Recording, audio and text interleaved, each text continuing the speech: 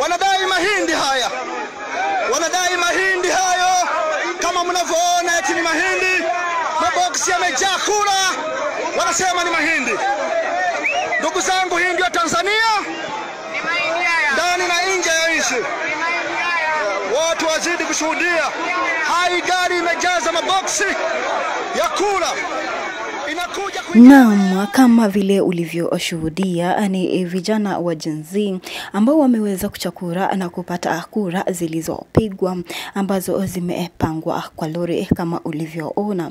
Na vijana wa Gen Z wanasema kuwa siku ya uchaguzi ambayo imeweza kuwadia ni muda mchache tu kutoka sasa, kuwa itakuwa ni siku ya kihistoria kwa taifa la Tanzania, kwa maana litaweza kupata haki. Watanzania wakiongozwa na kikundi cha Gen Z wamesema kuwa Tanzania unaongozwa na ubinafsi, ambapo viongozi ambao wako madarakani wanataka kuongoza peke yao. Na tukikumbuka kuwa chama cha demokrasia na maendeleo ikiongozwa na Tundu Lissu hawajapewa nafasi ya kugombea. Hiyo lori iliyojaa kura imeweza kuwapa amuri wananchi wa Tanzania ikiongozwa na wana Gen Z na kusema kuwa hawatashiriki katika uchaguzi mkuu, bali itakuwa siku ya kuandamana, pia siku ya kihistoria kwa taifa la Tanzania. Lakini tungependa kusikia kutoka kwako, je, unahisi vipi ama maoni yako ni yepi kuhusiana na hilo lori ambalo kikundi cha Gen Z wameweza kuichakura na kukagua wakaweza kupata kura zilizopigwa? Je, unahisi kuwa kutakuwa na udanganyifu mwingi katika uchaguzi huu?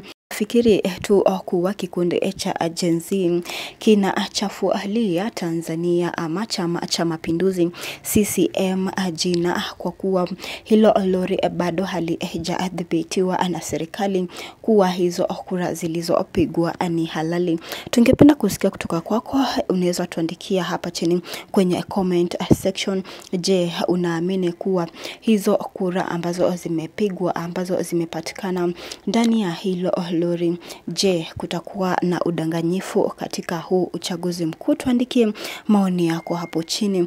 Kumbuka, tunajua kuwa Kapteni Aitesha amekumbusha wananchi waje kwa wingi, si kupiga kura ila kuandamana, kwa kuwa jeshi litawapa usalama wa kutosha, kinyume ama akikinzana na serikali, ambapo serikali iliweza kusema watu waweze kuandamana kupiga kura, wasiandamane kulichafulia jina taifa la Tanzania. Tuachie maoni yako hapo chini, tungependa kusikia kutoka kwako.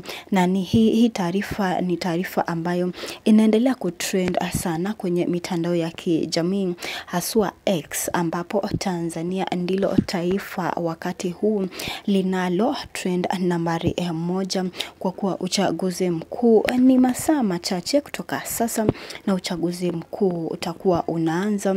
Na tunajua kuwa mwanzoni mwa hii video tumeweza kuona lori ambalo limeweza kubeba kura zilizopigwa na wananchi wengi, raia wengi, wana Chadema, wana CCM, wanahisi kuwa kutakuwa na udanganyifu mwingi katika upigaji huo wa kura. Tueleze maoni yako, tungependa kusikia kutoka kwako kwa hizi kura feki ambazo zimeweza kugunduliwa na vijana wa Gen Z walipokuwa wanaacha kura hii lori. Kumbuka mwenye lori alisema wamebeba mahindi, ila ilikuwa ni kura ambalo ni feki.